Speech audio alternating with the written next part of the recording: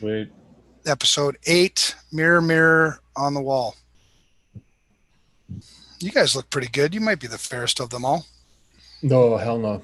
No, no, No? it's all Ryan. Ryan, I think Ryan has to be the spokesperson. He does look the most civilized of the three of us, let's be honest. Yeah. Yeah, he doesn't have this long ass beard. I'm down here in Ohio visiting my mother, and she grabs my beard. And I'm like, "What the hell are you doing?" She goes, "I don't like it." I'm like, "I didn't ask you whether you liked it. Get your hands off my beard, lady." Drove. Oh, I didn't drive a damn near 800 miles to come have you tell me you don't like my beard. Come on. And then she gave me a whole list of shit to do. I oh have a whole. no. Oh, you got the to-do list? I had a good friend, Brett was just up in like northern Michigan, actually like way up in bugfuck nowhere, apparently where mosquitoes are big enough to carry you off. And Yeah. he was up there helping a friend out. And yeah, he turns up for like a week of, hey, this actually might not be too bad.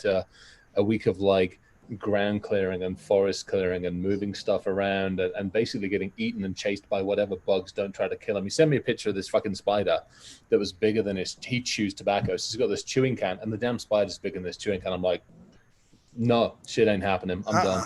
No. Where's he at? Basically, bugfuck middle of nowhere, Michigan. Hang on a sec. Jen's just walked in, looking like a hairy beast. Michigan. Do people still live in Michigan? What the hell? Oh, Ryan, do people still live in Been clipping Michigan? one of the, he Yes, clipped one of as the far as horses. I know. Is the horses? Yeah, I didn't come through Michigan. I came Iowa. The Iowegians have internet now. that's new. I didn't think they were quite that sophisticated. Yep. Well, certain spots, like, bigger towns. The ones that have got population that don't actually. Yeah. And then Illinois, I bounced my way through Illinois. The roads are so damn bad. I used to do the drive from Columbus, Ohio. Used to come across Indiana and then go up to Wisconsin. Used to do that every now and All again. right. Yep. Fucking Indiana, the roads Wisconsin roads, you'd lose up half a car. Actually, the worst, Pittsburgh. The worst place for losing cars in holes is Pittsburgh. Yeah, they all drive pickup trucks there. Oh my god, and it's concrete. I mean, the whole of Pittsburgh.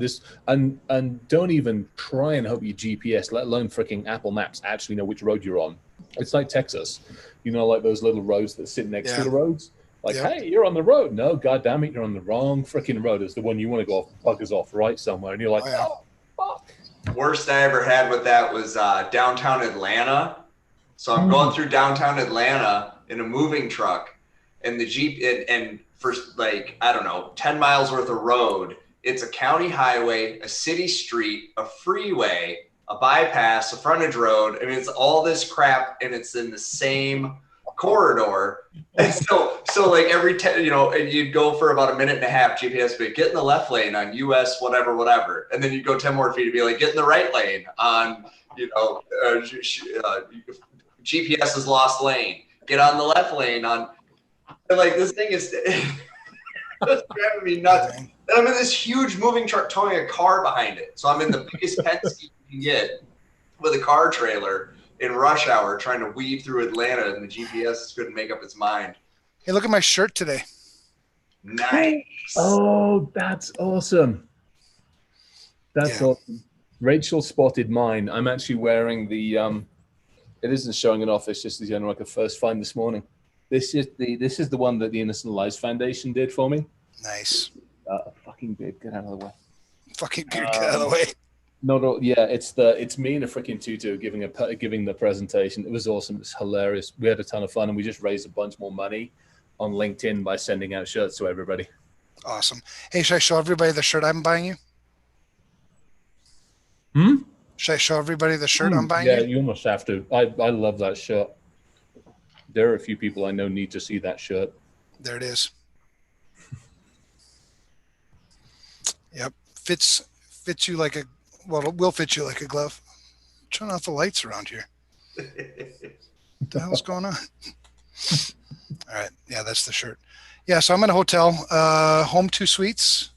Oh, yeah. Ryan guessed it was Holiday Inn. Do you guys have preferred hotels? Like you got points, right? I'm a Hilton guy.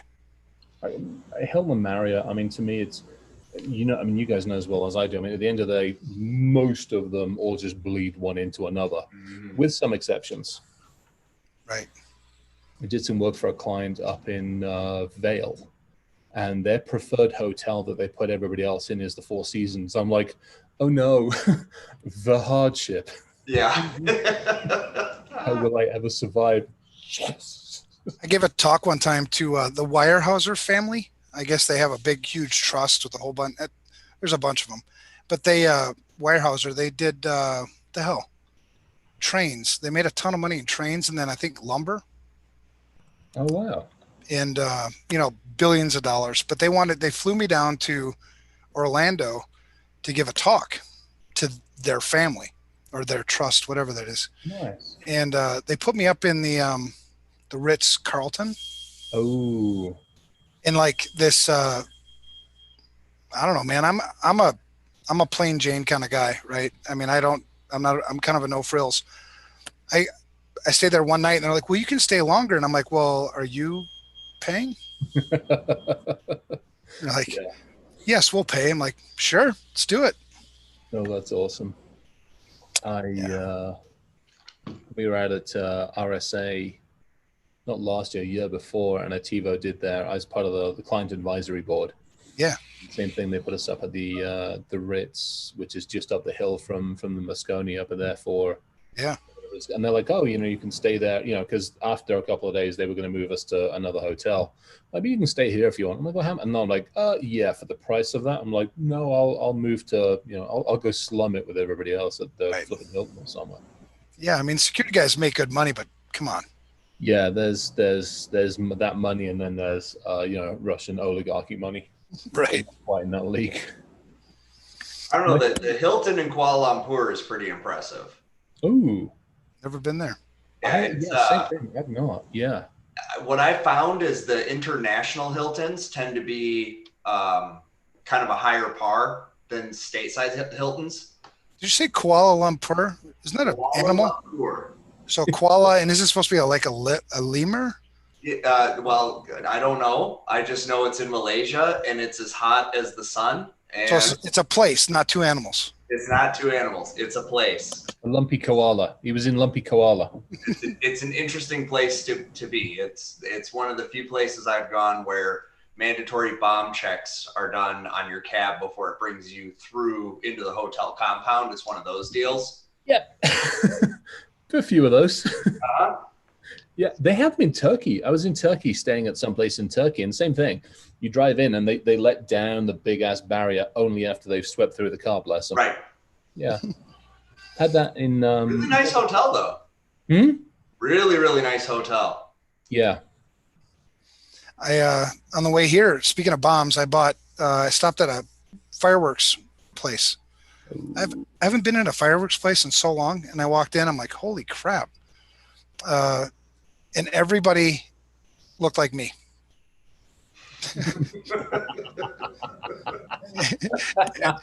Everybody there had a beard, everybody there, not well dressed. I was like, you guys are kind of my people here. We did the fireworks run ourselves earlier this week, and I took my son and his girlfriend because it's part of the pilgrimage. We do it every year. So the girlfriend came with this time, and she had never been in a fireworks store. And we went over to Wisconsin, right, to get the good stuff. And she comes out of the store. She goes, I was slightly offended by the advertising, and it's really, really red around here. Yep. Oh, love it. I've got a explosives license. I mean, this country gives me all sorts of crazy. I have a full explosives, so I can go into the in-state stores and buy all the fun, crazy shit. Nice. Although here they've locked down. I'd have to double check. I'm pretty sure here it's a full ban on anything, even if you've got the licenses and shit. Wow. So we'll probably pick up some stuff, go down to like the little cul-de-sac down here and go have some fun with the cul-de-sac, and you still let off some fun, crazy shit, but yeah, try not to set fire to the neighborhood. Oh, that reminds me. There was a time when my buddy went, because Minnesota is one of those ones those states where, you can only have like the little sparkler things. I mean, you can't have the big mortars.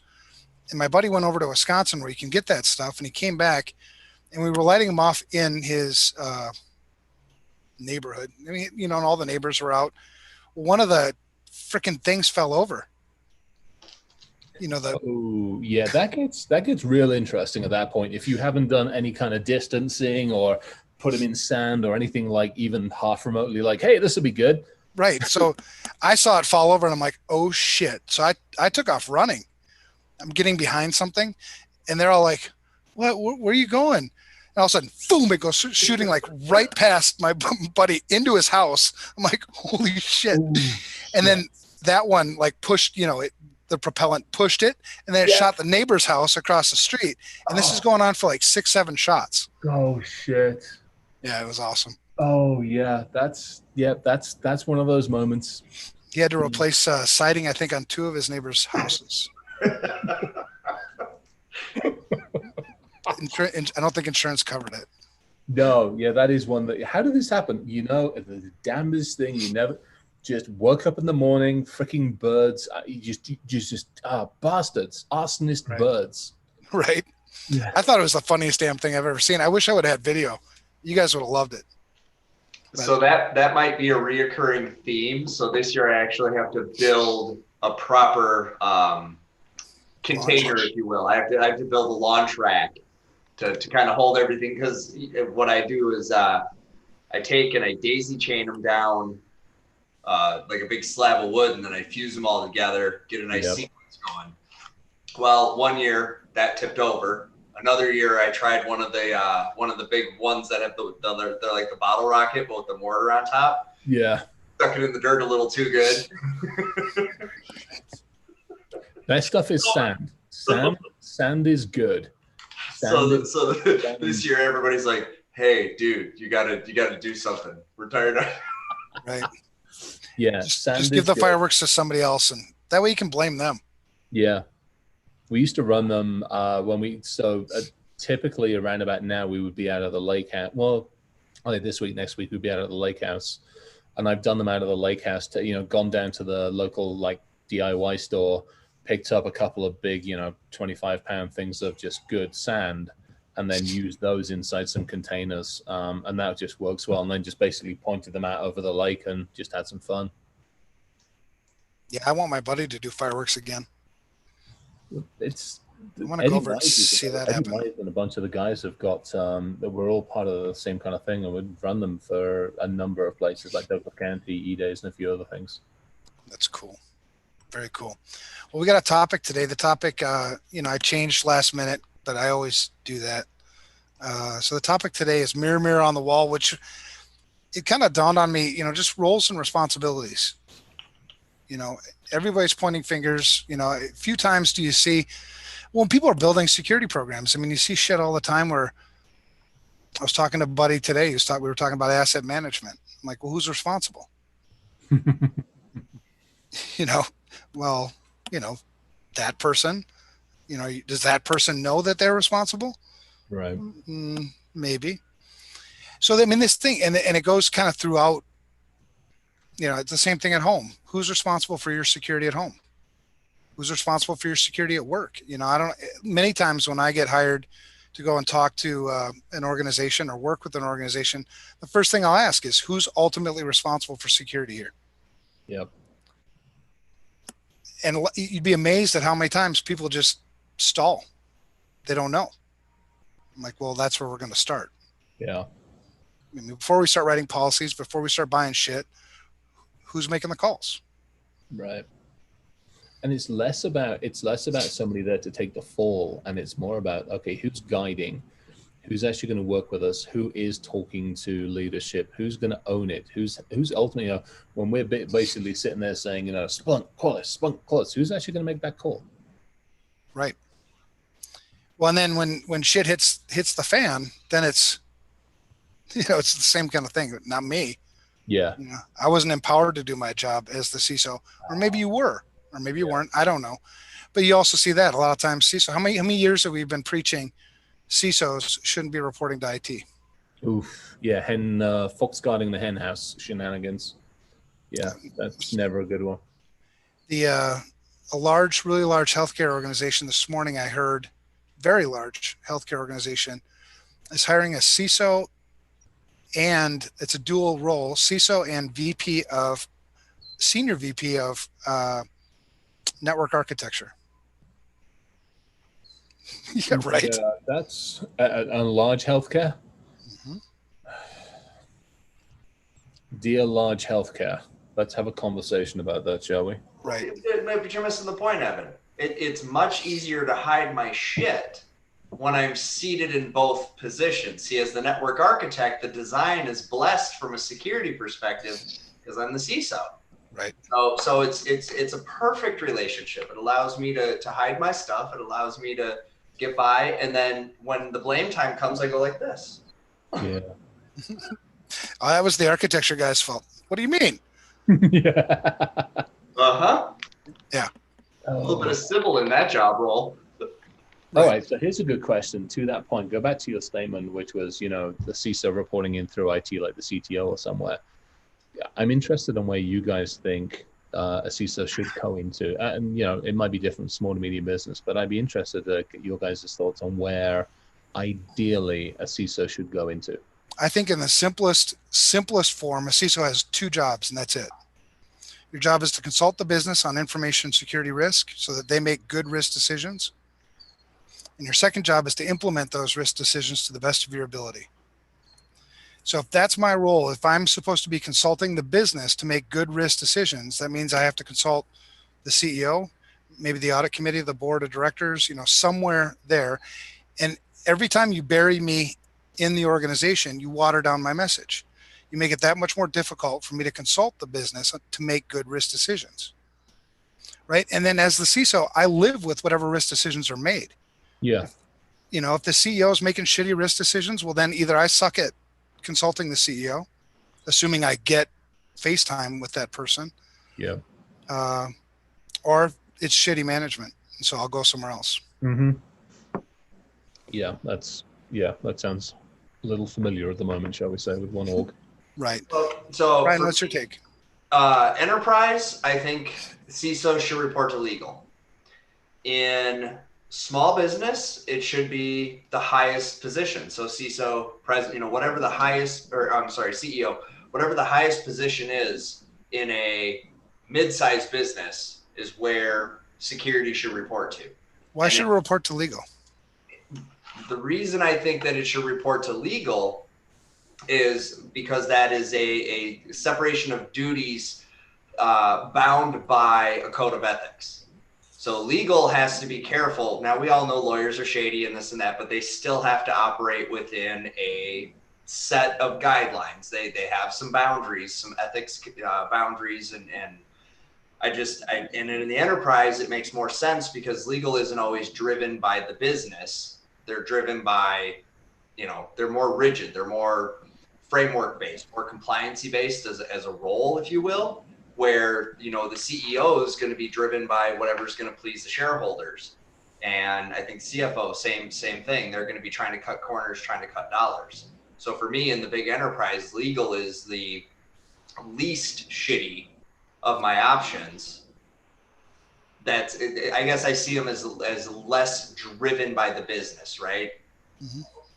Sure. So they're less likely to cut a corner. I'm kind of in agreement. I'm actually, especially enterprise level. Well, one of the things that I disagree with that, though, is then you get into information security being treated like it's a compliance issue, because that's what they're going to do.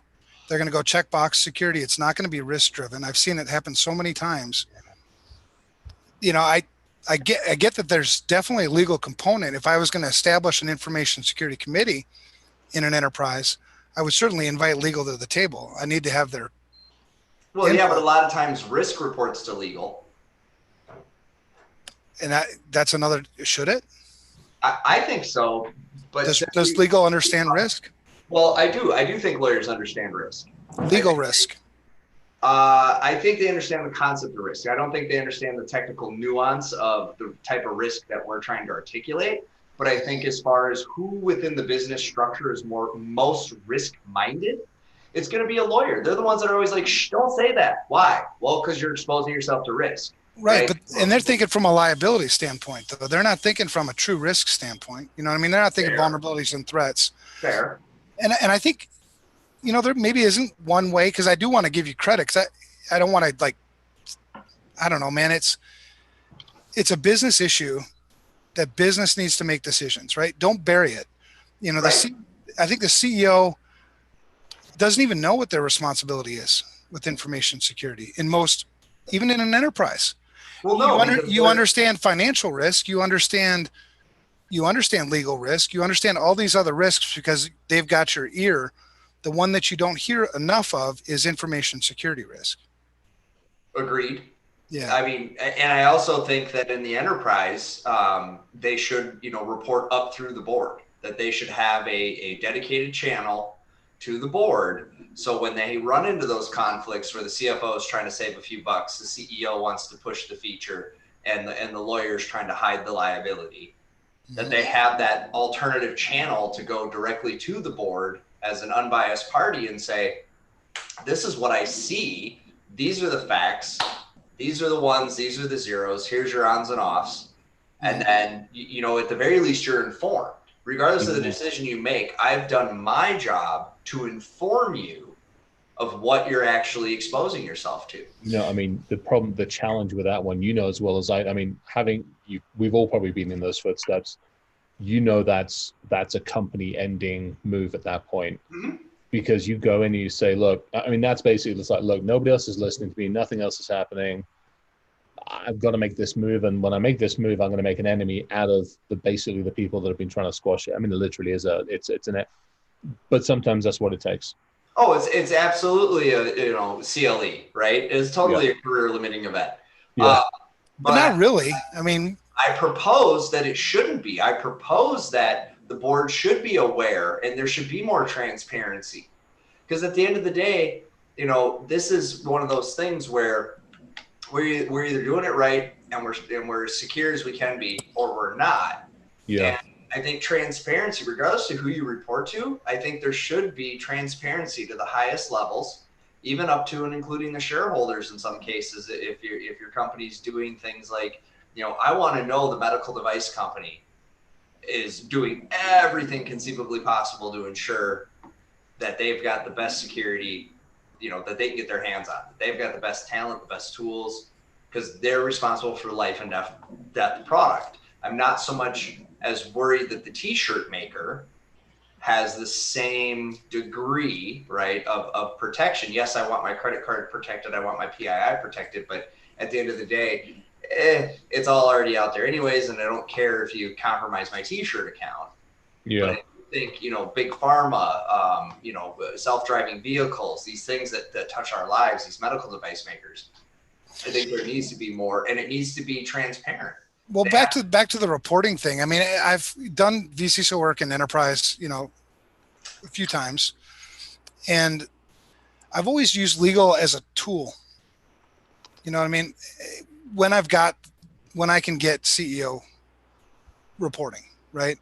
And it's not like I need daily meetings with the CEO, weekly briefings, maybe 5 to 30 minutes, for me to tell you where we're currently at. And I've been in, many confrontational, seemingly career limiting board meetings before.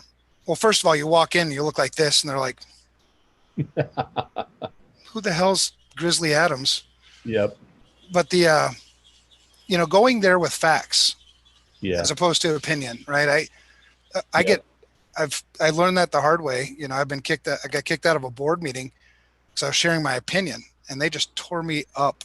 Facts and metrics, and industry relevant, and Yeah. And I've told boards, and we should be able to tell boards. We should feel comfortable telling a board of directors, I'll tell you who's ultimately responsible for information security here. You are. Yeah. Not me. It doesn't matter how much you pay me. It doesn't matter what title you give me. It's you. Yep. I think it's, it's interesting. I'm actually watching some of the comments flow backwards and forwards on here, which is kind of interesting. And it's, To me, it's an ally thing. It's like, okay, who is my best ally? Because I might not necessarily, you're in the same boat. It's like, okay, God, Grizzly Asm walks into the CEO. Sometimes they actually relish the fact that we will treat them no differently than another human being. They're not special, they still go to the toilet, whatever. And but there are definitely times when it's a little power trippy, and so it's like, who is going to be my best ally?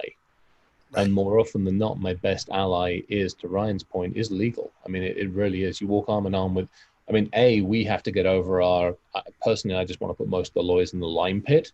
Mm-hmm. But we have to get over that and go, okay, how can we educate a lawyer? How can we help them understand our perspective? And are they willing to listen? Will they be a good ally? Well, and you can have them as an ally, as a peer. Yeah. I would rather have them as a peer, have a direct reporting structure. I don't know why there's so much hesitancy, whatever that word is, But to report directly to the CEO. Because if you groomed me for that, I would understand the business better. You would make me a better CISO. Because ultimately, the business is in business to make money, not to secure information. I think part of it, and here's an intro. I think part of it's historic. So if you think about it, we've all worked in big organizations where your direct reports should be no more than X, and X is whatever it's like 4 or 5. I can't remember what the proper number is. Somebody could probably tell me, but That's you're right. only meant to have like 4 or 5 direct reports. So if you think of the CEO is going to have the CFO, potentially the chief operating officer, probably the CIO, chief legal and compliance person, and whoever's on the manufacturing. So they already have arguably that optimal number of people reporting directly into them. So I think what's actually happened is, again, as an industry, we're a young industry. You've had legal for as long as you've had freaking companies. Right. You've had finance, operations, and everything else for as long as you've had companies. And when you think about it, security is the new kid on the block. Mm-hmm. And so we either have to upend the 500,000, 2,000, pick a number, years worth of mentality of the CEO only gets to talk to the 4 or 5 people, which I think is not a bad thing, or we have to basically co-opt somebody into walking in with them, which goes back to legal compliance or operations, or hell, I've partnered up with the manufacturing teams a bunch of times. Those really actually get it. It's actually really freaking awesome to hang out with manufacturing, like chief manufacturing and whoever. Chief engineering people are freaking amazing. I love those people. Right. Well, I've seen in some enterprises that, kind of get this, because I've seen some enterprises where they do report to legal, and it does become very checkboxy, document heavy, checkboxy. Yeah. And I've seen other places where they don't want it to report to the CEO. And so they report it to the audit committee of the board of directors. And I've seen that kind of work too. But then sometimes you have this adversarial, the board says do this, the business says do this, and then it's this thing. Yeah. That's always and again, that's where it gets interesting. To your point, you don't want to be, fox and hen house. So you don't want the adversarial relationship with the CIO, if there is an adversarial one, which, let's face it, there is sometimes. Right. When I was talking today too with a buddy who is another large healthcare organization, they rolled out Teams. And they rolled out Teams because an executive wanted to roll out Teams. Cool. Right. It befuddles me that we're still in that fucking mentality. It just absolutely befuddles. I remember it 10, 15 years ago, and we fought it then, and we're still in that same shit now. Right. And so security now has been tasked with securing it. It's like, well, what the fuck am I supposed to do with this? I'm way late to the game. You're already using it. The question came up, well, should we allow the use of, sending medical information through Teams? Well, and then the CISO was like, well, they're already doing it. How am I going to roll this back? You didn't even include me. Yep. We've seen that again, same thing. Seen that we one of the companies I worked for, and in Columbus, we had an architecture review board, and I really liked that. That was actually kind of cool. And there was no circumventing it. To your point, leadership says, hey, we need this. To give the architecture review board set up, they actually did an amazing job of not just gatekeeping, but actually asking legitimate questions. And security was part of the architecture review board. Right. And it was really good. Didn't matter what came in. It wasn't perfect. No two ways about it. Right. But it was really nice at bringing. It was almost like the early days of DevSecOps when you think about it, because we had development teams, we had ops in there, we had in there. There were business was in there as well, represented, and whoever it was that was bringing in a new widget or a new gadget would either bring in the vendor, would bring in the chosen, would bring the selection in there, would bring their criterion. We had it pretty well documented. It was at the Limited. Dave Kraminski and a bunch of the crew out there, and Rob Myland and those guys run it, and shit ton load of credit to them. It worked pretty freaking well. That's awesome. Yeah, one of the few places I've actually seen it effectively implemented. Well, and I think if I were a CISO in this person I know, and I can't mention the name of the company or the CISO, if I was this person, if I reported directly to the CEO or to the audit committee, I would have had more ability to insert myself and to stop this kind of behavior. Mm-hmm. Now, if I reported up to legal, maybe. I think if I had established rules with legal and then legal establishes those rules across the organization, legal typically doesn't work all that well in IT. Well, and other times I've seen dotted lines, right? And I think as and you and I have talked about this, if you try to put our job or our industry in a bucket, it's immediately spills over the edges, right? Because it touches everything. We're in every bucket. Right. Exactly. And so, we are one of those unique places where I do think there is some credence to dotted line reporting. I need the ear of more than just one. And to Chris's point, I want to walk in the room with all the allies. I don't want to just come in with one ally. I want to come in with the business going, we need to do this for consumer confidence. I want legal saying we need to do this for compliancy and letter of the law, right? I want, the CEO going, we've got a reputation to protect. We've got shareholders. We want to see our points go up. And the good news is little by little, security is becoming a business competitive differentiator. The general consensus of the average person now is they're starting to learn a little bit more about it. They're starting to go, hey, is this thing secure or not secure? So I think as that trend continues, you'll see that happen. But I do think it is, it's part legal, but, also to your point, Evan, there is that business component. You need to have the ear of the board. You need to have the ear of the CEO. So maybe I know there's no right answer, but maybe the right answer is it's a dotted line relationship. I've always felt like security should be sovereign, right? As I think about, what are we really tasked with? We need to be sovereign. We need those that make the decision to not do what we've recommended in the interest of finance or in the interest of releasing the product sooner or whatever the reason and rationale is. They need to be held accountable to that. That needs to be transparent, and we need to be kind of sovereign of that. Right. Well, and I know from times when I've been, CISO or vCISO at many of these organizations, when you've been there, how much more effective I could have been or could be if I just had the ear of the CEO for 5 minutes. Just give me 5 minutes with this person. And I've been shot down, like the last enterprise, global company, I asked for 5 minutes. This was a place where the vCISO, and I took it on purpose because I wanted to punch it out of there. I wanted to not only get this out of IT, it was buried in IT, 2 levels in IT, but I also wanted a more of a global influence. This was a company that was run out of another part of the world, and it was just shitty, right? And I'd ask for 5 minutes from the guy that I reported to, who reported to the CIO, who reported to the CEO. I said, give me 5 minutes. No. I'm like, the guy I reported to said yes, but the CIO said no. I'm like, why? Well, we control the message. I tell the truth. What the hell's your problem? You know what I mean? Well, that therein lies the problem. Yeah. They want to control the message. Bingo. Tell the truth. Bingo. So how can the business run effectively, and how can you fulfill your responsibilities as the CEO if you're not getting the truth? Can't.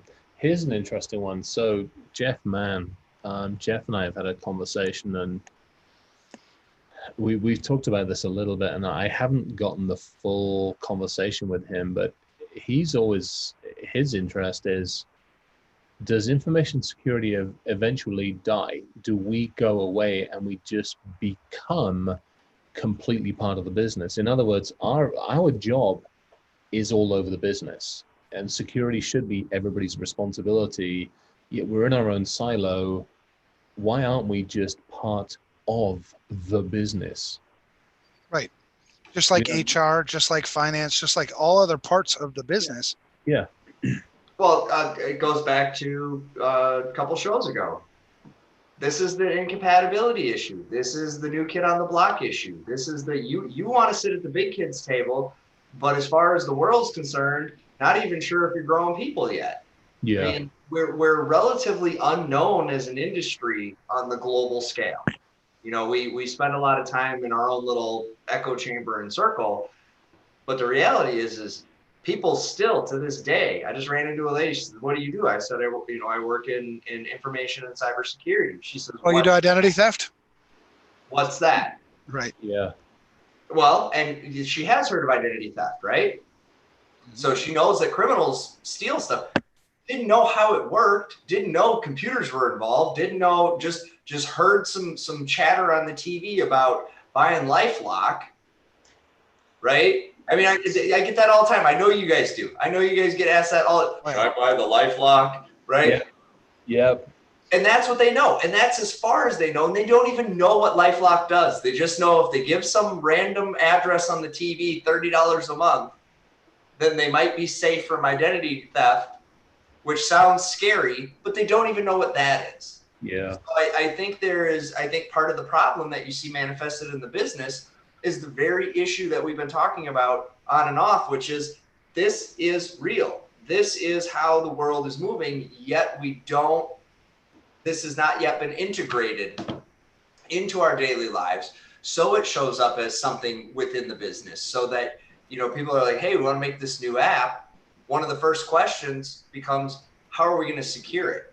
All right. So this goes back to the CISO role. There's all kinds of things that fit under those two things. I consult the business on information security risk, and I implement those risk decisions. So if the business doesn't get what it is I'm saying, whose problem is that? Well, I think it's an industry-wide issue. No. At the company I work at. Okay, go for it again. Say that one again. Me? Yeah. Okay, so if my job is, if a CISO's role in the most simplified, is to consult the business on information security risk so that they can make good risk decisions. Because the business makes risk decisions, not me. That's job one. Job number two then is to implement those risk decisions to the best of my ability. Yep. So assuming that I've been empowered, right? That's a whole nother thing we were talking about. Where should they report? Whatever. Lots of CISOs aren't even empowered to do this, right? But assume I am, and they don't get it. To your point, Ryan, they just don't get it. What is security? That they don't get it. They don't get it. They don't get it. This is where personally, I look in the mirror. It's our fault. It is our fault. That's the problem. It's 100%. We're the teachers. Everything else. Right. Sorry, so in that business, I'm the problem. Unless I've got just an idiot CEO. Right. I mean, there is, but even then, I'm sorry, if I give you color crayons, if you can't explain this to me in color crayon pictures, get out the industry. Right. Yeah. No, and that's it. I think it's our problem. You got to be able to boil it down and boil it down and boil it down. It's not dumbing it down. One of the things that often gets lost in this is this idea that we dumb down. No, I just need to figure out something you already understand and then back my way into this from that. So I start you at a place that you already know and are already familiar, and then I take you this way. But speak their language, right? Right, correct. And meet them where they are and be relevant to them. You know, what, to Chris's point about manufacturing.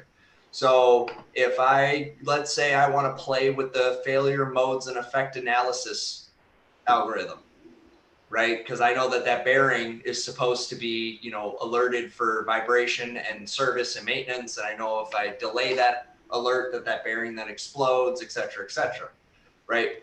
Well, the maintenance crew gets that. They understand that bearing has to get that service. And if the alarm that monitors it doesn't go off at the right time, that's a problem, right? That's one of the ways that you can get them to connect in. You say, hey, that, you know, piece of software that makes that alarm go off has this problem. We need to fix this problem. I need you to just, you know, I need whatever the barriers you're trying to get funding or get time on the development calendar or whatever it is, right? Yeah. And I need to do this because of this thing that you get. And with the CEOs, the problem is if you can get those 5 minutes, you have got to deliver such a concise, compact. I mean, you got a better time pitching a movie. This comes down to, I mean, so to me, again, we've all been there, the startup company. What do you do? What do you do? Why should I care? What are you going to do about it? That's a 30-second pitch. Yep. We always call it the elevator pitch. I get stuck in the elevator with a CISO going from floor X to floor Y. I got 30 seconds. Hi, what do you do? Well, I do A, B, C, and D, and this is how I impact, and this is how I do. Every single fucking person needs to practice that 30-second elevator pitch. Right. Everybody. Yeah. Because that's the only way you're able to actually deliver that conversation and deliver it in English. Yes. Well, and to your point, Ryan, you do have to speak their language. Mm-hmm. And how would I know? So before I start pitching a bunch of shit to the CEO, because again, assuming I've been empowered, right? Let's say in a perfect world, I get hired, I'm reporting to the CEO. Before I start making all kinds of recommendations and shit for them to do, take a little bit of time to understand your audience. Who am I talking to? What language do they speak? Do they keep using the words like ROI or some other businessy shit? Start speaking that language. Translate your shit into their shit, and then they'll get it. Right? And if they don't get it, look in the mirror. Try again. Right. And I, you know, schools have been such a great place for me to learn and hone that skill, because what I quickly came to understand was it was even deeper than that there were cultural elements at play. That there, you know, when you start to engage another human being, if you genuinely want them to care even a quarter of the amount that you care about any given topic, you really need to understand how that human views the world, you know. And so taking time to learn those things, taking time to, you know, educate yourself on how best to communicate. Not all executives are equal. Not all CEOs are equal. I guarantee you, I talk to you as a CEO, it's one way. And if we're about to go sit down with one of the old fuddy-duddies from one of the big fours, it's going to be a vastly different conversation. Yeah. Right? Yeah. Because, and that's the other thing you got to understand. So you could walk into a situation with a CEO that has a bag of humility. And I hope that is your CEO. And I hope you get to work for somebody that knows how to be a servant leader and be humble. You're going to have a pretty easy conversation. But if you've got a CEO that's got a power trip and you don't bend that knee visibly first, you're at a disadvantage. And it sucks that you have to consider that. And Chris knows this, and you know this. There are those people that sit in those seats of power that you better kiss that ring before you open your mouth. Well, and there's three things that you need to establish if you're empowered. I'm not talking about places where you're not empowered, where you're buried, but there's three things. At that point, you're ineffective anyway. So right? Collect a check or quit. Yeah. So 3 things that you need to establish with the CEO if you really want to get things done: trust, credibility, and you need to like me. Yeah. If you trust me, social engineering skills. 100%. I mean, that's what it is. Let's face it. Well, I've often debated whether to add the third thing to the CEO's role, because I like simple. And the third thing was, I'm trying to social engineer the entire company. That's all. I mean, that's all we're trying to do. At the end of the day, that's all we are trying to do as security people. Yeah. I just need to end. I need to re-engineer the human to click responsibly. If I could do that, I would save fucking billions. Yeah. Well, we'd all be able to retire. Yeah. There we go. There we go. Yes. You know, I mean, that'd be a done deal. It'd be okay. We solved it. You know, and I think we're making good headway. The stuff you're doing with Lizard, the you know, the stuff we're doing with the you know, S2Me, the S2Me stuff is freaking awesome. I mean, that shines a spotlight. That actually goes, look, we can quantify it, we can measure it, we can help you understand it, we can define it, we can basically give you something you can freaking understand in a numerical way that starts at 0 and goes to whatever. It's a credit score. I know what my credit score is. I know when I'm good. I know when I suck. I know when I've just gone through a divorce. You know, that's the same shit. It's just, we understand that number. Right. Yeah. well, That, you know, just, And that was my attempt to translate, right? I mean, it's, you don't understand all this other security shit. Well, how about if I just give you a number? How about if I just tell you your security score is a 450? yeah. How do you feel about that? Well, that Yeah. sucks. Yeah, it sucks. So move. Right. And that's it, just so much freaking easier. So much. It removes all of the bullshit. It removes all of the necessary explanation. It takes it down to something simple. And funny, I reached out to Gabe. I messaged him on LinkedIn. I don't know what day it was, but one day this week, because I think we can do so much more together. I would love to be able to. I just put the link out to you guys, Yeah. the dictionary that I've been working on. You don't have to look at it now, but when you get a chance. So it's going to get announced, I think tomorrow or next week. I think maybe next week we're actually announcing it. So that's the internal version. But I'm putting a dictionary out, and I've so far translated like 40 or 50 terms. I have like 90 to 100 that I'm going to do that are core terms. Nice. But the job is to translate them to English. So, and again, to Ryan's point, we're not dumbing it down. We're not making it idiot-proof. We're just translating. I want somebody to take finance language and turn it into English so I can freaking understand it. Right. You know about compound shit and everything else? No, give it to me in a term I understand. Right. I want to do the same thing for us, and so that's the whole logic for the dictionary, with a bit of humor thrown in. Well, and being the CEO of a company, you know, I have a CFO. You know, I empower the CFO to do the things that CFOs do, right? And I trust the CFO. And the CFO tells me when I need to make a decision. Hey, you know, we're low on cash, or, you know, whatever. It's the same kind of thing that I would appreciate. And I do get it from, I mean, we're a security company, right? So I get that here. And we're a smaller company, but I can't imagine making executive decisions without accounting for some of the security things that come along with it.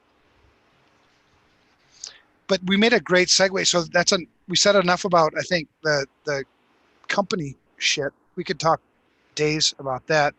What about, and now we're kind of segued into the personal shit, right? At home. Who's ultimately responsible for my information security? Well, and there you go, right? And that's the next big hurdle, because the answer is and always will be, you are responsible for you. And I know we've lost our way with this, and I'm sorry, as a society, I've watched 2020 go in every direction but personal accountability and responsibility. But you are responsible for you, right? Now, the exception to that is in my house, I am also responsible for my wife's information security, right?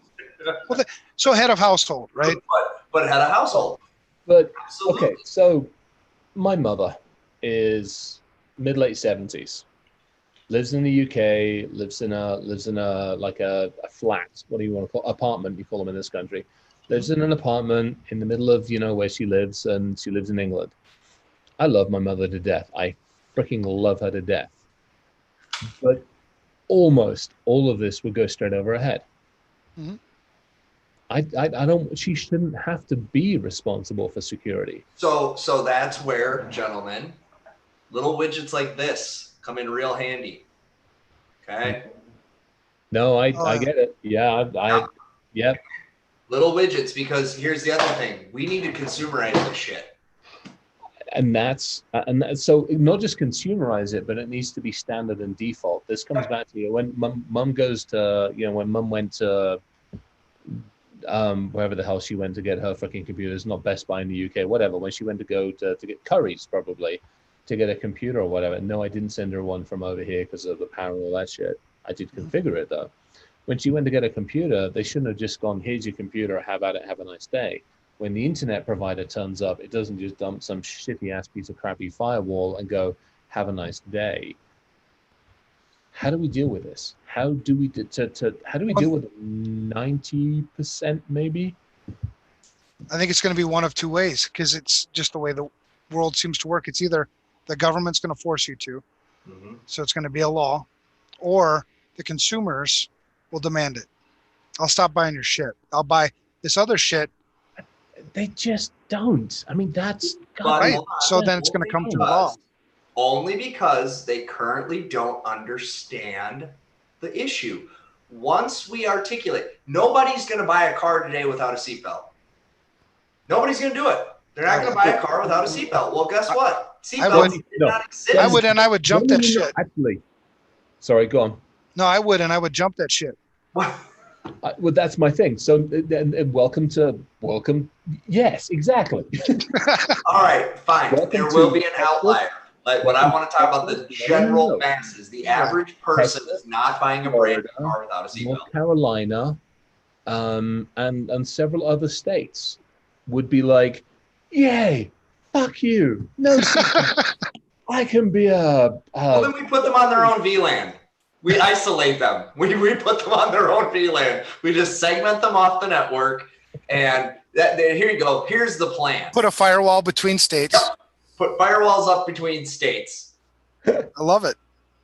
We have that. We have laws. It would solve a lot of the other stuff too. I mean, I don't see your social media content because Alabama's just blacklisted. Why are you picking on Alabama? There's some good people. I don't know. I like Alabama. Florida's blacklisted. Fuck it. Apparently, Florida's blacklisted. What about New Mexico? You never hear shit about New Mexico. I don't trust them.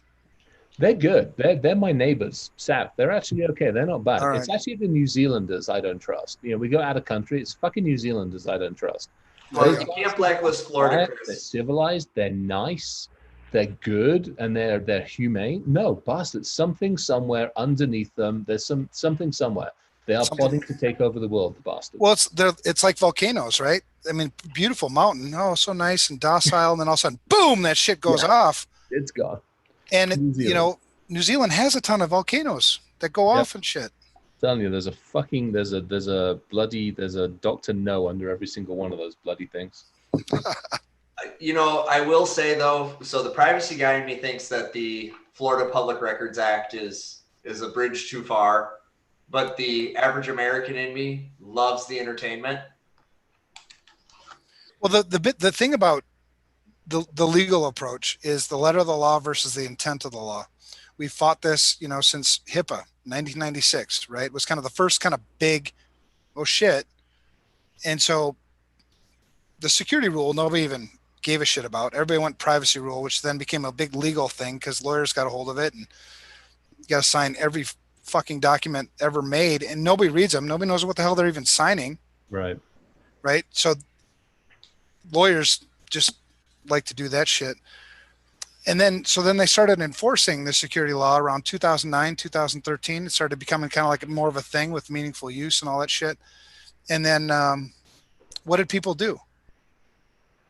It was written in the law all the time that you have to do a risk analysis of administrative, physical, and technical safeguards. Right? They sort of got it right. And so what was your risk analysis? Well, I'm going to take a spreadsheet and put boxes, make them red and green and shit. I don't know what the hell I'm doing, but I checked the box. I did my risk analysis. And, that's the challenge with the legal approach to a lot of this stuff. I'm going to do the minimum necessary to pass. Yeah, but that's going to be true, legal or no legal. That business is going to do the minimum. They're going to try to spend the least amount of money. That's why they've always viewed us as a cost center. Unless I can communicate risk in a way that they can understand. Well, so the secret sauce there is how do you convert risk management to business value increase? How, because if I can show you an increase in value to the business, either through monies gained or money saved or efficiencies gained, generally I'm going to get the ear, right? Because that's really what they want to hear. They want to hear, I've made money, I've saved money. Well, am I wrong? I see Chris making faces. I like when Chris makes faces. He's got. I know. I want to believe, but I don't, because here's the problem. All the arguments, you can line up the best fucking arguments in the world, but until somebody goes through a breach, suffers pain, suffers loss of reputation, suffers loss of revenue, loss of confidence, they just don't care. Right. So and it comes back to the consumer, because I've seen so many CISOs make shitty risk decisions because they're the ones that by proxy, I guess, or whatever. And I've sat across from them before. I said, do you feel the weight of these decisions? And they're like, what do you mean? I go, the information that you're making risk decisions about isn't yours. It's not your information. No. So you're fine with this 479 S2 score. Take it to the front door to the next patient that walks in the door and ask them if they're okay with it. Can you take that 479 and tell them this is the same as your credit score? Are you happy with this? But do you name and shame? I mean, at that point in time, we can name and shame, but the question then becomes one of... No, not even naming and shaming, though. I'm talking like when you make risk decisions, make it on their behalf, because that's who's actually... No. But I mean, take this another step further. Go back to your risk decision. This is actually done in the healthcare system. So perfect example, you already use it with the doctors. Mm-hmm. If I am going to go get a medical procedure, at least one that's planned, I'm going to look up the physician. I'm going to look up their record. I'm going to look up whether they've had malpractice. Not that that's a bad thing, but I'm going to go look up what the malpractice was. I'm basically going to reference check the hell out of that person because they're digging into me. Mm-hmm. And that's all publicly available. It's all information that's out there. Right. And the critical part, it's easy to find. Mm-hmm. If you know what you're looking for. I can line up 100 people right now that didn't even know that was an option. Yeah. I can right now. Go get them. I know. And they're going to go, you can do that? Yeah. So that goes back to the thing. How do we get this to a life skill status? How do we get this to stove is hot? Yeah. We got to hit that level. That's the dream, right? Stove is hot. Password needs to be long. Well, and truly, I think that, and this is one of the reasons why I reached out to Gabe this week. I think Gabe is on the right path, and I think we're on the right path. Yeah. With the S2. Bro. Hotel Wi-Fi froze up. I mean, all the cool shit that Gabe's doing in terms of, was I stopping? Did I get choppy right there? Yeah, for a second. Knock everybody else off the Wi-Fi. It's all I ever do when I'm in the hotel. Yeah, D-off, man, D-off. I do it.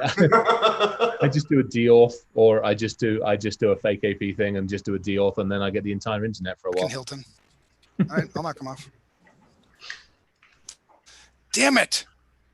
Yeah, I mean, Ryan, to your point, it is. I mean, it is. Stove equals hot. iPhone equals hotter. I don't know how else. I rack my brain on this daily. Yeah. Because this is our greatest hurdle. It's our greatest challenge in our entire industry. The number one biggest thing is because if I can get people to care in a personal sense, it automatically translates to work, to business decisions, to being a CEO, to being a CFO, to being a lawyer, to it just becomes part of that. Yeah. And that's where, it's the greatest social engineering experiment in the world. Like I say this with tongue in cheek, but we talked about Oprah or the Kardashians, or do I need to get, Bubba from the NASCAR to, at his victory lap go, oh yeah, and update your iPhone. Yeah. What do we need to do to get it, and this is where ideas like, obviously with the Girl Scouts, working with the kids, we can fix the next generation, but but it's, I mean, the problem is by the time the next generation, so Oprah, update on the Oprah thing. If all goes well, we're out of the lake house next week, that conversation will be happening directly with certain parties. Nice. Yeah, moving along, which is actually really, really cool. And yeah, so I mean, that's that's the challenge. And so when you're talking to the CIO, when you ask about, who's accountable at home, I think it's first, do they even understand what they're accountable to or why? Is there an understanding of, my phone is dangerous? Most people don't think so. I mean, it sits next to them in bed. It lives in their pocket. Some people it's an extra appendage. Oh yeah, by far and away, yeah. So Hang on, whoa, whoa, whoa, whoa, whoa, whoa, whoa, whoa, whoa, whoa, whoa, whoa, whoa, whoa, whoa, whoa, whoa, whoa. I just thought you were drinking. Have you swapped fizzy, crazy, overstimulus drinks for fucking coffee?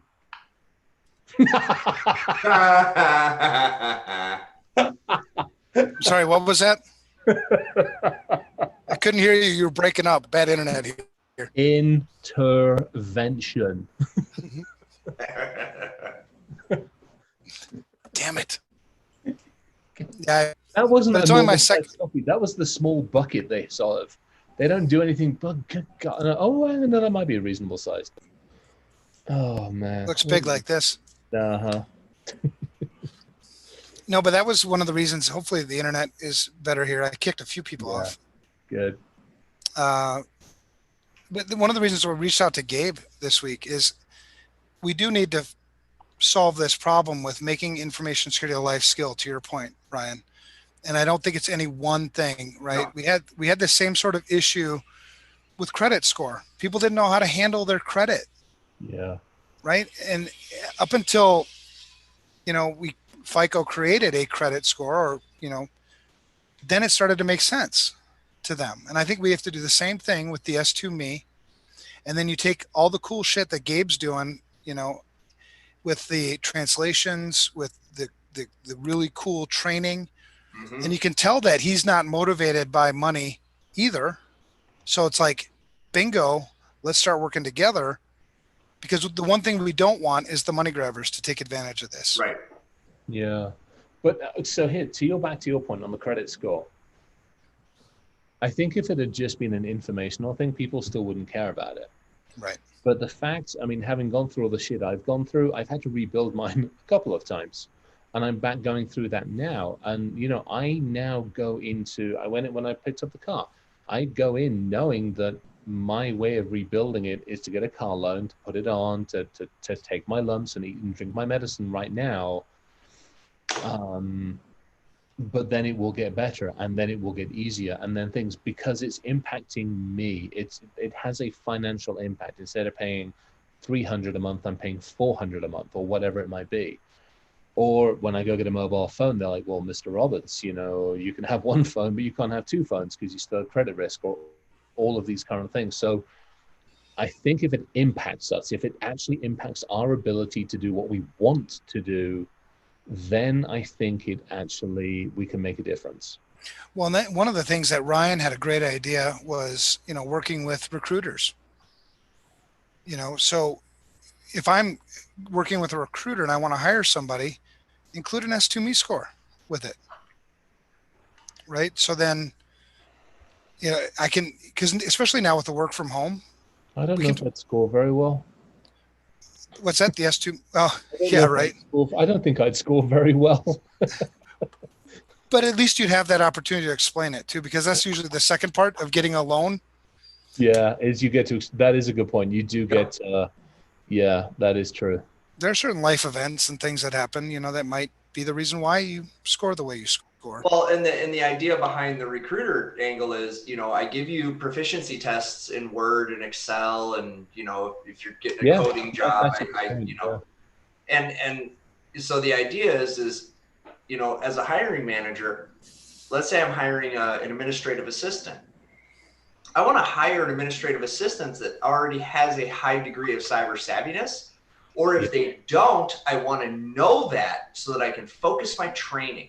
Yeah, I just took on somebody new here, and the first thing, high-risk job, right? Yeah, first thing I did with somebody new here is I'm like, hey, go out to the Wiser site, go learn, go take time, go do the 30, 60, 90-second videos, and they already knew a little bit about us. I'm like, but go learn more, because it's freaking free until we have to sign up for it, kind of shenanigans. And to me, that's just, And on the banking side, we know that the FFIEC has been pushing banks to educate their consumers more on information security. What better way to do that than to give them a free information security risk assessment? Oh, I like that. Well, insurance. I mean, this is the one thing I was trying to push with the That's the other industry, right? individuals that I recently just fired. Right. I mean, that's the one thing with the insurance industry is a perfect example. It's like, okay, I've got 1,000 companies, SMB market that I'm trying to hire. What's my overall risk and how do I deal with that? And then per individual vertical, per individual market, region, whatever, Right. how are those risks changing? The only way you do that is you got a set of numbers, and the only way you get the set of numbers is if you get the set of questions and you sort the damn things out. So what I was trying to do with those bunch of numpties. Yeah. Well, and so you imagine if Wells Fargo gave, every loan applicant, a quarter or a 0.5% APR break. Same thing with companies. You want to go in for a freaking company loan, or you want to go in for an equity or anything like that, any of that kind of stuff from a business standpoint. That way, at least I know you're not going to end up in the fucking next damn or you shouldn't end up in the next damn breach because you got your shit together. Right. And I like that. That's actually and really if cool. yeah, and so I think, going those angles and then working alongside, people who are like-minded in our industry, because we're not going to be able to do this alone. Ryan, you've been busting your ass trying to set up, alliances, partnerships. I've been doing the same thing, because this is a problem that I think is solvable. It's not easy. I mean, it's No. going to be a fucking pain in the ass. It already is. Well, and it comes down to the right alliances for the right reasons, right? Like, so the insurance industry already does this with high net worth individuals. They've been doing it for some time. It's inconsistent. It's agency to agency, right? You know, but they've been doing it because they're not going to cover, celebrities, iPhone photo leak, right? I mean, you're talking about a lot of money that they're going to pony up to cover something like that. And they need to know that high net worth individual is at least being somewhat savvy, right? So there are some early indicators of cyber savviness being a factor in some of these decisions. And we need to get it down to that consumer level. And what's interesting is, look at Consumer Reports, right? They've got a consumer confidence score, right? They have their score that they show with, and people go there. I got a buddy of mine. He's a Consumer Reports nut. The guy won't buy a block of cheese without checking it out first. You know what I mean? Interesting. I mean, that is still a thing. Because I remember years ago, kind of like the same time when we had TripAdvisor from like AAA, you go in and you get your freaking trip flip sheets. Mm-hmm. I just remember Consumer Reports being huge then, but it felt like it's kind of died out a bit because of the internet and everybody being able to just Google shit. But is it still that really that relevant? For some people, it is still very relevant for them. It's still a trusted source because the reality is I go to Amazon and I love reading the reviews, right? There's some great reviews on Amazon. Yeah. But I'm not really getting a vetted. I'm getting, Mary Sue's interpretation, Billy Joe's interpretation. Yeah. When you go to something like a Consumer Reports, there's a methodology by which they assess these things. There's some, criteria that everybody was assessed equally, and it isn't just my opinion. That's the problem with the user reviews. It's all opinion based. So I don't care what the product or service is. I can find 5 stars and 1 stars. Yeah. And more often than not, I'm going to find more hate than good because, Yeah. I mean, people don't want to take time to write a good review, but they'll, take a week to write a crap one. Well, yeah. I mean, it's manipulatable, right? I mean, I can manipulate that too, right? I can sign up a bunch of people that give good reviews. If it's important enough. That's the challenges on that one is, do you trust in the source? To Ryan's point, something like Consumer Reports, at least you've got a relatively independent set of reviews. To his point, against a defined set of criteria. Well, and so, I think part of it is we need to get vendors assessed for riskiness for the insurance industry, but also the loan and finance industry. And then it becomes, getting a little bit of an understanding of the human's risking it itself. And that, I think, goes to like HR. Like, I want to know who, I don't want somebody in a job role that is high sensitivity, if I'm going to do an FBI verified background check because I'm that worried about their position, and I'm not going to take time to figure out whether or not they're a prolific, picker of a spirit animal and favorite color, like I want to know if this person's a Facebook survey addict. That would matter to me in my hiring decision. Right. Yes. That's an education time. That's an opportunity for education. Right? Yeah. So assuming we could educate the consumer, then it's their responsibility. I mean, it is their responsibility now. They're just not empowered. They don't.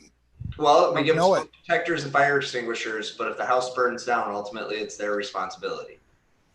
Exactly. And I think information security in a lot of respects is the same way. They don't know it though. Right. That's the problem. They feel helpless. Yeah, I think that they don't know it. They don't know the right questions to me. It's, there's some challenges. Gabriel and I, it's always interesting. We have the grandma scenario, as we like to call it. We're actually going to do a webinar with grandmas on it at some point. But we have the grandma scenario, which is if I'm going to teach anything, if I'm going to train anything, if I'm going to say anything, will my grandmother, or will my mother in my case, will my mother understand it? If the answer is ever no, then we actually take a step back and go, how can we redefine it? That's good. Again, my challenge is with my mother going down to Curry's and buying a computer and plugging it in and just assuming everything's going to work. How much work do I have to give to my mother? How can I enable my mother to make better decisions and more informed decisions without overwhelming her? Right. And that goes back to the need to simplify. So back to that little appliance I showed. We need to get to a simpler status. The problem is I got to update Windows and I got to update Chrome. Those are two different actions. Well, I'm an end user. Why doesn't this shit just update? Why am I having to do anything? So that's and that's why Linux is always good for that. It knows exactly what it has to bloody do. Well, for the most part, it knows exactly what it has to deal with. It knows what's installed and it knows how to deal with the frickin' updates. And modern Linux might be somewhat grandma compatible, maybe. We'll go with a big ish on that one, shall we? Modern Linux with a good Windows interface would be even better. No, it's fine. Grandma, just pop a shell. You're good. Just look, you're just going to throw some bash in there. It's fine. It's fine. And she's like, I've been popping shells all day, dog. Off the back porch of the squirrels. Yeah. Right? But, and so I think there is, I've had several people say to me in my career, why can't you guys make it work like an iPhone? Why can't it be as intuitive for me to secure myself as it is for me to use my iPhone? Well, because it's too damn complex. Well, and it's complex for all the wrong reasons. It's complex because somebody, and we picked this to death a couple episodes ago, but it's complex because somebody wanted to have the same damn thing with a new name that they could trademark with some new feature, which is just the same old shit repackaged. Yeah. I hate the iPhone idea, but I also love the iPhone idea because it pisses me off because Apple can't even get the fucking email properly running because of accounts D. But they seem to be really, really good at running iPhones. So apparently they can do micro apps, but they can't do corporate shit anymore. And let's face it, 90% of the 75% of the consumers out there just need an iPhone that can run email and to replace the computer. My sister just called me up and she goes, I want to get a new laptop. What do you recommend? So the first question I had is, what are you going to do with it? Yep. Okay. Well, I'm going to watch Netflix. I'm going to check email. I might buy something online. At most, I might do some photos and video. I said, here's a lovely Chromebook. Dirt cheap. I bought Brett an iPad for exactly the same fucking reason. He was sitting there with a Windows laptop and he's like, I hate this shit. Ended up getting him an iPad Pro version 2 off of Craigslist, rebuilt the thing. He's loving it. Well, when I got so my stepdad just recently got a phone and he got the same one that I got for my dad. And I got him the one that I did because it has a 55+ setting. They call it easy mode. You push the thing and like 80% of the features disappear. Nice. Oh, that's awesome. I need that. I swear. I need that sometimes. Holy shit, I'm getting close to that as well. I'm getting close to that.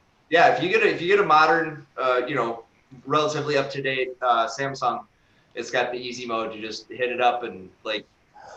I hate the fact I'm getting close to that. Keyboard gets bigger, the text gets bigger, the icons get bigger, and then like literally like 80% of the options just you can still get to them, but you got to dig. Take them out of the foreground, push them into the background. I'm not I should ready get for one of I should get one of those, and then my normal one. Yeah. I'm telling you guys, I'm like literally as soon as they start selling that rotary cell phone, I'm in. Yeah. I'm in. It makes phone calls. That's it. Well, the older I get, the more I value simple. You know what I mean? Yeah. I get rid of all my shit. I mean, my wife will come home with something new, and I'm like, no, I don't want any more shit. No more shit. Yeah. No, Enough the shit. simple, but here's the caveat. It's got to be simple. It's got to be safe and simple. This is where, Well, and and I'm not an Apple fan. I'm just not. I've Come used on. them, have them, I own some. Closet Apple fan. Closet Come Apple on. fan. Here's Come the on. deal. Here's the Only deal. an Apple fan would say that I'm not an Apple fan. Yeah. For me, I'm not. Closet. For my users, for my peoples, I 100% am because they can't fuck it up as easy. Yes. They can't just install stuff. They don't. The security prompts are 80% less. Yeah. It's not that it's impervious to virus or malware or any of that, because we know that's a lie. We know it 100% is.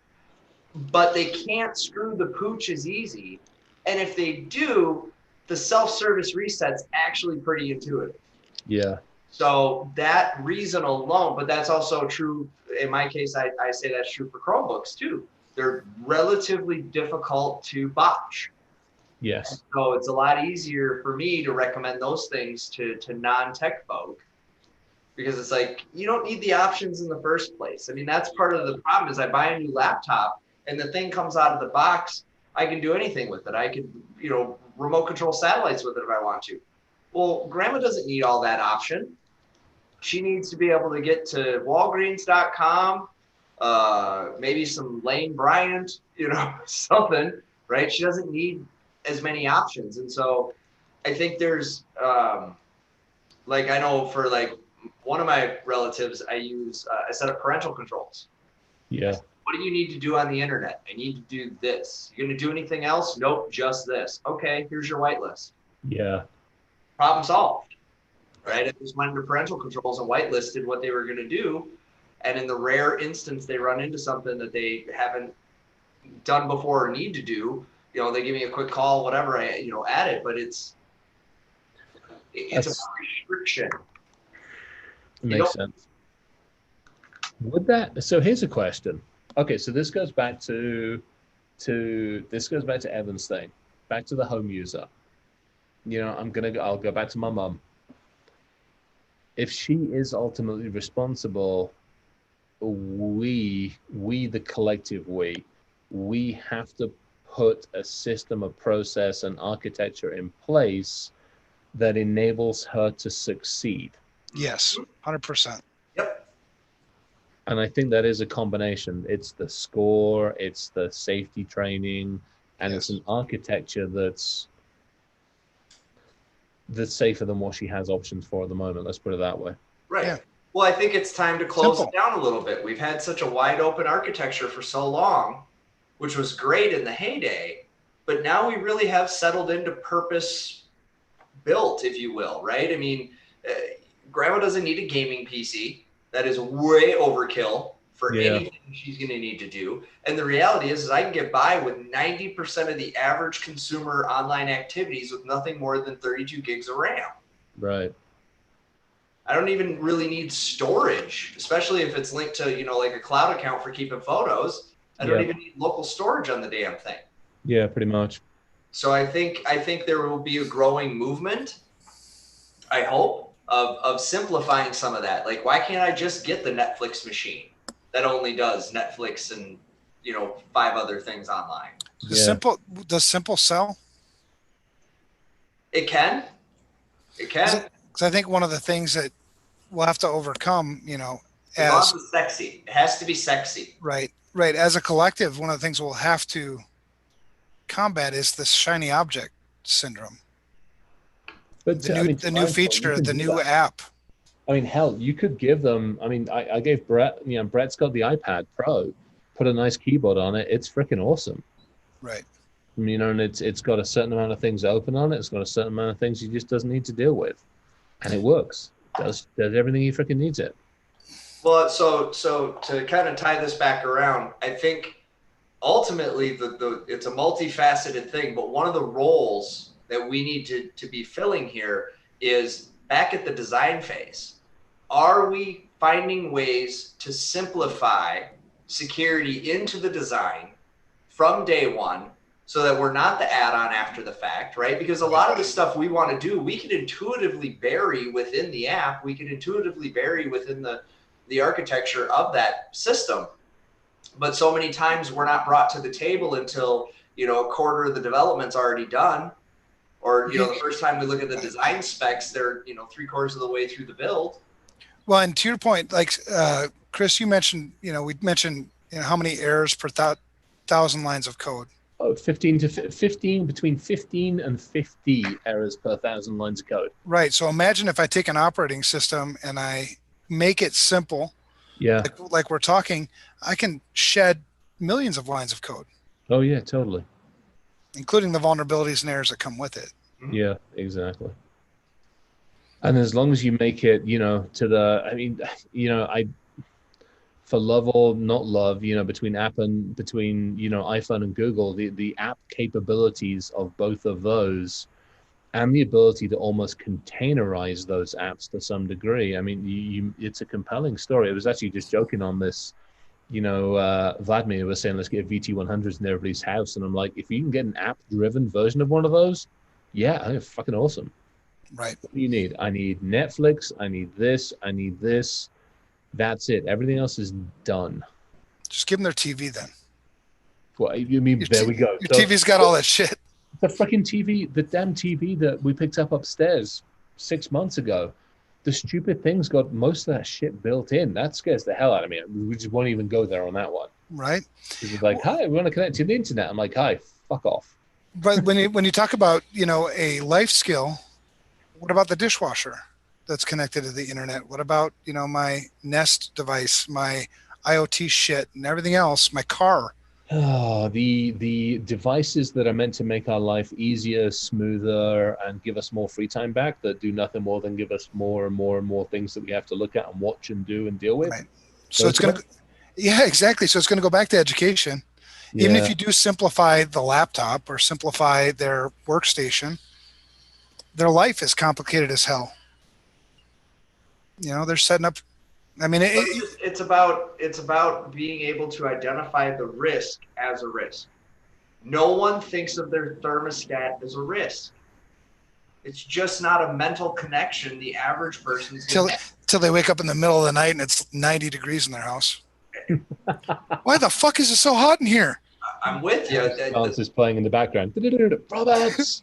The smart oven. That's what comes to mind, right? That's the one that has happened that had the potential to cause real physical harm was when they turned all the smart ovens on to like 800 degrees in the middle of the night. Yikes. No, it was fun. That's how you burn a house down. So, Android. Open Android.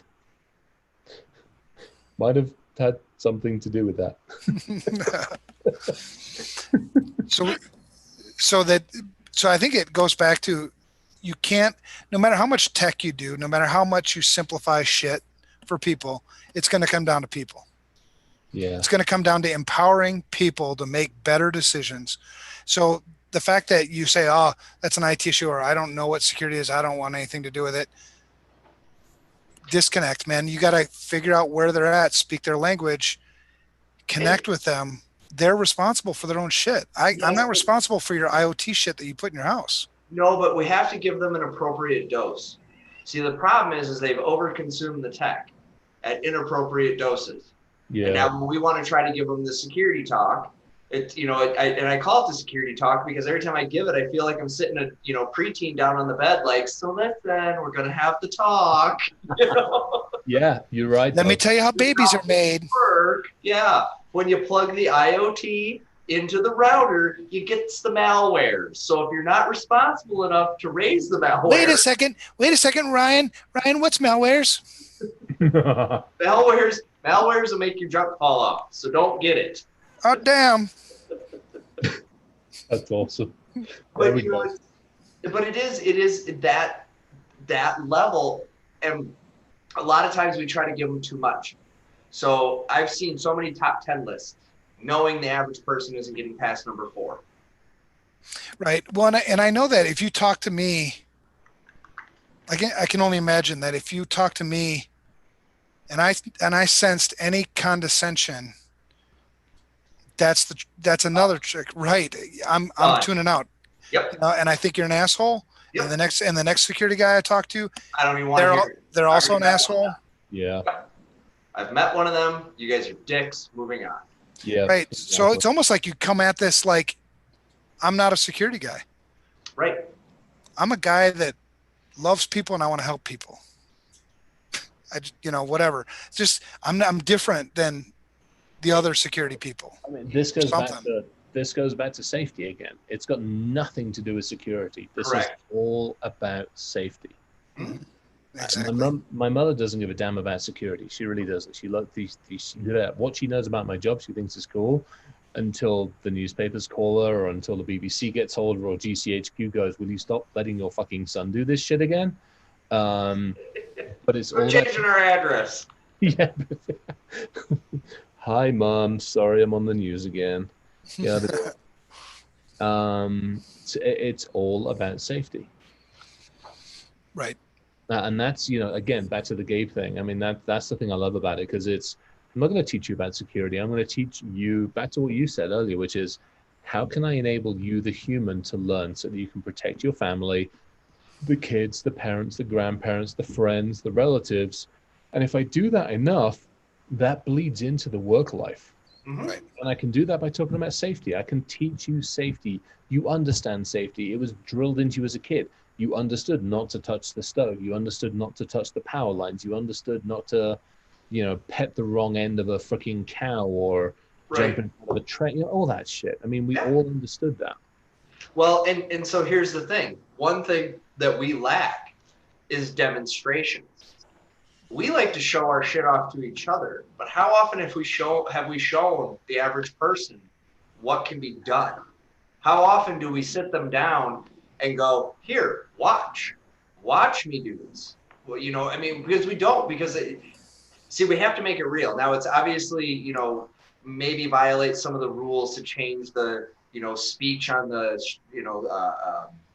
walk, don't walk sign, right? To play Queen instead of, walk, right? Yeah. You can do it in other ways too, though. Entertaining, gamification. There are ways to make it enjoyable. But I think there's some room perhaps for us to make some entertaining video examples or something. We got to make it real for them. We have to show them, because every person that's ever seen it has gone, oh shit. Do you remember do you remember the Saturday morning cartoons? Yes, they were. You guys ever watch that shit? Right, those PSAs that they had every morning, like, I'm a Bill. Conjunction, junction. What's your function? That's all you guys. We didn't get that in the UK. We had Darwin in the UK. That was it. It's like, go out there. Man, you gotta go YouTube this. You are missing out. Like, life lessons aplenty in the Saturday morning cartoons. Oh wow. Oh yeah. All right, I'm gonna have to do that one. Well, maybe something, because that was entertaining as a kid. I couldn't wait.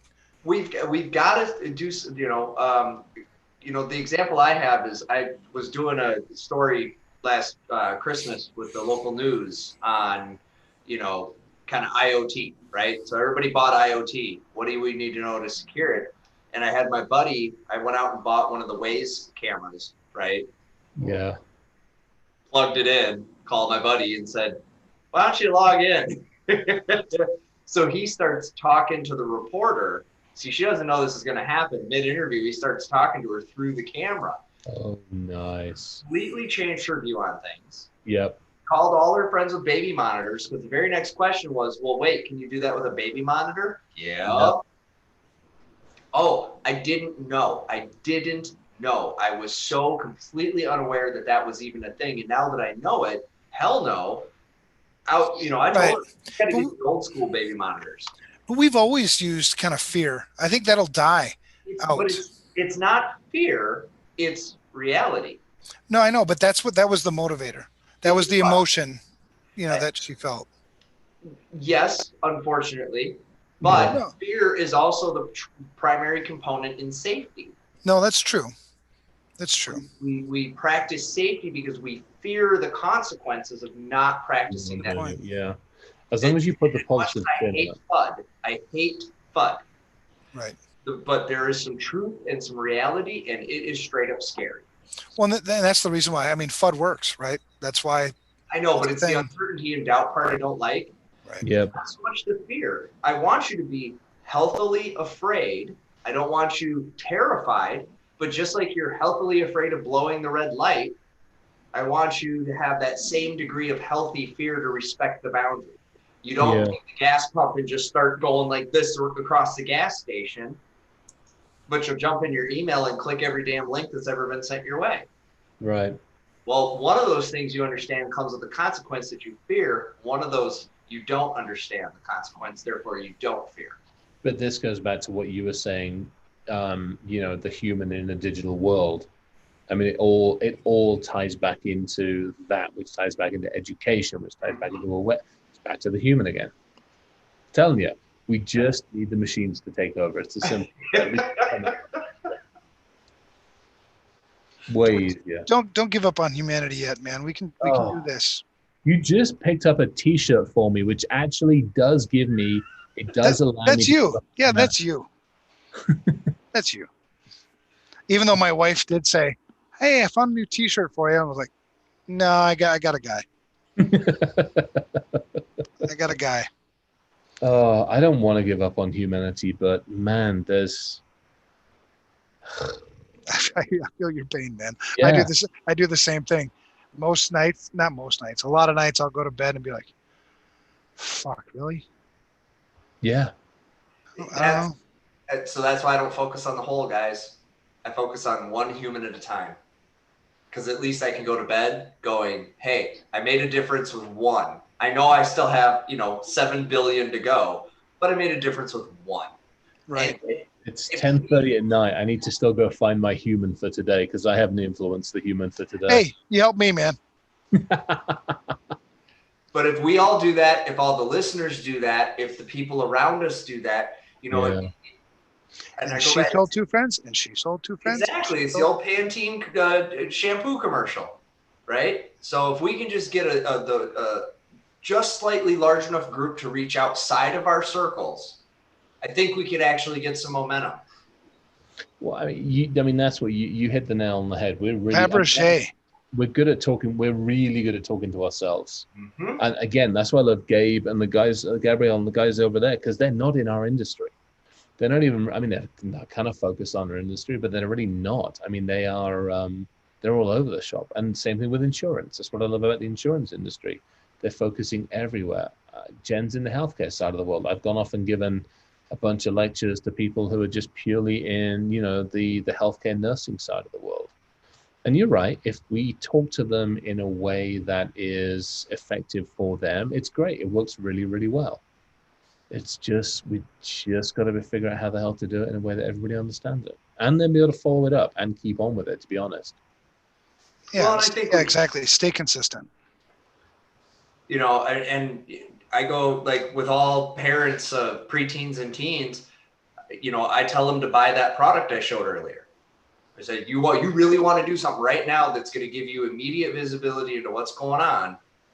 Here you go. And it's easy enough for them to set up and use. I actually talked to those people and I said, hey, you guys kind of missed an opportunity to make this even simpler. Because it really is pretty sophisticated in what it can do. And I'm like, most people aren't going to know what that stuff is. But the parental controls are really intuitive. They're really robust. And it lets them block social media. It lets them block, set up family time. Some of the things they care about. Like, hey, can we have family time for dinner? Right? So there's a button on the app on the phone. You press it and it completely knocks everybody off the internet for dinner. right? Moms love this. Yeah. No, No, so that's your entry point, right? Hey, I can get the family to not be on the phones at the dinner table. Until, the microwave starts beeping because it's not connected. The Roomba gets pissed off because it can't get update. The fucking fridge and the freezer and everything else. They can't see shit. That's what you make an exceptions list. But again, back to my mother. Right. It just, yeah. Yep. And so we just got to keep working at it. I believe we can get there. But I also think we do need cleaner, easier, consumer-friendly security technology.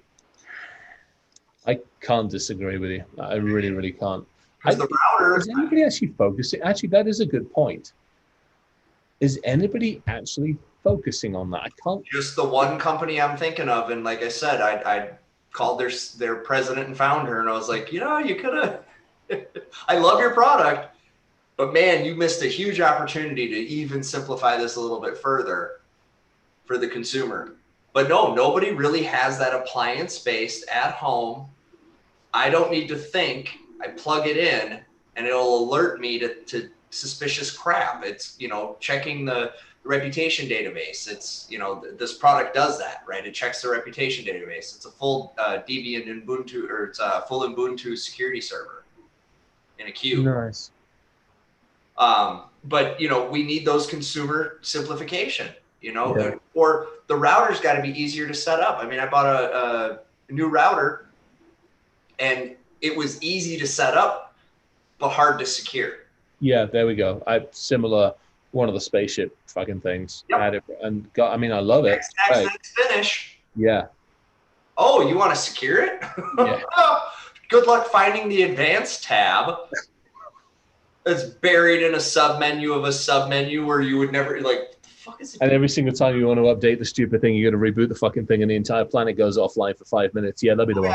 No, hate. So yeah. I think there is room to grow there as part of the education, because I don't think education alone solves this. Because if it's true, then we're expecting them to possess a similar level of knowledge to us. And you're right. But I think it's a bunch of things. It really does, to Evan's point, it's education, it's the awareness. It's like, okay, what am I looking at? And that has to be something simple. It's got to be the credit score or something simple like that. It's got to be, God, I would fucking love it if I could walk into Best Buy or freaking, who's the crazy one out in California that I love? I can't remember. They're a Fry's, thank you. If I could walk into Best Buy or Fry's and I walk up to the consumer firewall or the consumer router, and there's 10 of them on the shelf, and every single one of them not just has a price, but has a fucking score right next to it that tells me at the moment that thing was manufactured, it was a 500, it was an 800. Not that I could configure the fucking thing with 6 damn dives into a menu and 3 things under the fucking sun, but I put it in, I plug it in, it's a 600. And the one from Google and the one from this is that. And I want, and the cameras, I've got cameras all around the house. I know they're vulnerable. I've done the best I can with them. They're on their own freaking network. I want to know that those things are a 400 and maybe the ones that are $100 more are 500. Am I willing to spend that extra $100 for some more security? Yeah, actually, I probably freaking am. Yep. But at least I can make an educated choice. Yeah, and maybe a security usability score. Yeah. Of some sort, right? How? Nobody's going to pay for it, though. Nobody's going to pay for it. This is the problem. This is the downside with any of this stuff. Consumer reports it's got to be consumer reports, because you almost have to sell that subscription to it. No company's going to pay for it, or they are, but then they're going to spend the next 6 months arguing, like Gartner. Oh, but you didn't turn this on. Well, it's not on my fucking default, you dumbass. Right. Grandmother's not going to turn that shit on. She's going to get it, plug it in, and then she's going to forget it for 5 years. Why isn't it updating itself? Why isn't it doing this? Why isn't it being validated? Well, and equipment certification for security is, it's been around for a long time. My mom doesn't know that. No, exactly. Right. Not so much from the consumer products standpoint. And I think if you were going to create a laboratory or something like that for the consumers, you'd have to include the usability into the score, right? So that whoever's making those consumer devices, it's secure, but then it's also got a usability for the secure kind of thing, right? The challenge with secure, to me, again, back to the score. Security in the score is very objective. Yes, absolutely. It's got to be binary. It's a fucking number. End of discussion. And by the way, it's a number out of the box, not a number that you have to go through 10 menus and 3 setups and half an hour walking around. Well, now you got a good point. So 2 numbers, an out of the box number and what its capabilities are a number. Yeah, that's fair. And that capability comes with what level of knowledge? Right. Is it grandmother level of knowledge? Is it our level of knowledge? Or is it fuck, go get the grandchild because they need to figure this shit out level of knowledge? Right. Usability is much more subjective. Well, unless you create the objective criteria, like what actually makes something usable. What specific things can we agree upon that makes this a usable thing? You can figure it out in under 10 seconds. 2 clicks. Yeah. 2 clicks or less. Vladimir's got a good point. NSSS Labs does some good stuff on that one, but again, it's typically enterprise gear. One, it's security. And it's security, and I can't remember how they make money. I can't actually remember how they make money. I know a few of the folks over there. They steal it. So I'll let the rest of us then. Right. Seriously, okay. Why the fuck are we on the right side of the fence? Seriously, I was dealing with it today. I'm dealing with something today where I got hit up with a friend who's like, "Hey, I need you to help out with this," and it's basically dealing with when somebody goes through the judicial system, it's taking care of their digital assets, and it's like 140 million. And I'm sitting there and I'm like, I could do a lot with 140 million. I mean, I could do a lot. I could do a lot of good. I could sort out some of my shit, but I could do a lot with 140 million. I mean, there's a couple of cars I could get for that. And this is going on in the back of my mind. I'm like, yeah, I'll help. You could buy me a Harley dealership. Actually, yeah. Oh, you don't want one of those. Oh my God, have you seen the funny money game? Well, it's just for me. I mean, if I own it outright and they don't need to make money, who cares? Okay, that's fair. That's actually good. Have you seen the funny money games they're playing at the moment? There's a really interesting report about how they are buying back some of that. They're buying back their own shares using borrowed money to keep the valuation. I mean, there's some serious funny money games going on with Harley at the moment. Yeah. Not surprising. I know, bless them. What's it called? Yeah. Well, they're from Wisconsin. That's us. I mean, that's kind of all you need to know. Just remember, they ruled stay at home unconstitutional. What? Yes. Well, let's not go down this rabbit hole. This is gonna. Shit. I gotta get to bed. Seriously, machines take over. End of discussion. We're done. Fucking killer robots. I've had enough of this shit. No. Yes. We have to talk them out of it, Ryan. Come on. Not happening. You bought me the T-shirt. I hate people. I'm done. That's it. No killer robots. We still got good. I can still have this T-shirt shipped to my house. Cross off the hate and put love. I should do that. I'm going to do that. I'm buying my own T-shirt just in case. Actually, I'll have to figure out some kind of invisible ink thing so he can't see it. But UV or if you look at it from this angle, it shows love, and if you look at it from this angle, it shows hate. Oh man, I can do that. Oh, it's gonna take a shitload of work though. Yeah, isn't everything at the moment that we've got to deal with? Yeah. Speaking of work, I got a whole list of shit to do for my mom tomorrow. Oh, good luck on that one. Good luck. I love my mom like you love your mom. I mean, she's a beautiful woman. Yep. Nothing but great things to say about her. She did my mom put up with me. I mean, that's literally, my mother put up with me. When the police turned up on the doorstep and I was a number of years. I mean, number one, she had to put up when I was at boarding school and the police called to say they'd pick me up on the motorway running away from boarding school. And the third time I managed to run away, I actually managed to get back to my grandparents' house. And then, my poor mother puts up with all this shit from me and just everything. She still, thankfully, to this day, doesn't know some of the stupid shit that I got up with, thank goodness. My mom bailed me out of jail the first 3 times. No shit. Okay, Mum And, never had to do that to me. and then the fourth time she was like, no, this is called enablement. I'm like, well, where the hell am I going to get bail money? That was a long time ago. I grew out of that. Oh, no way. Mum's Yeah. never had to do that to me, thankfully. I've definitely seen the inside, but I've never managed to stay beyond a quick guess, thankfully. Yeah, it's just stupid life choices that get you there. Yep, I'm with you. Some people never learn. I mean, you see some people, it's like, really? I mean, Yeah. how old are you now? And you're still doing a lot of the same childish bullshit that you did when you're a kid. And that's one of the things that keeps me. I mean, you learn your lesson. I mean, one of the things you said about, what keeps us on the right side. Well, some of it is, I don't want to go to jail again. I mean, that sucks. Jail sucks. And a part of it is, I hate taking advantage of people. Yeah. It's the one thing in the world that I hate. So, For me, it's the dogs. I think honestly, at this point in time, I was thinking about this the other night, and I was like, okay, there's always a part of me that's always got one foot in the I'm done and I'm just going to disappear. Skip tracing kind of. I will be the one that just absolutely disappears. And I'm like, what would I miss? And the one big thing, honestly, was the wolf mutt. I'm like, I couldn't do it. I couldn't shut down that far that I wouldn't miss that. I mean, yeah, my daughter and everything else as well, but for whatever reason, that unconditional love from that dog was the one, like, holy shit, that would kill me. I couldn't do it. Yeah, that's cool. Well, let's leave this on that note. Yeah. That's a high note, and I like that. I like it. Totally. This was a really good topic. Thanks a ton. This was actually a really, really good topic. It was fun, man. I enjoyed the hell out of it. Yeah. Ryan, did you enjoy? I did.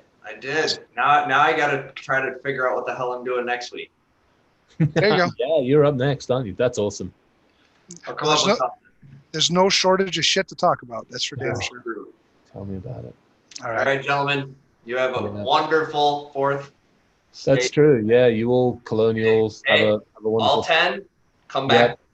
Come back with all 10. Yep. Yeah, right. have a fantastic 4th. I will be sitting on the roof waving a Scottish flag, taking pot shots at golf balls. But awesome. All right, love you guys. Be safe. Take care. Stay safe. Take care, everybody.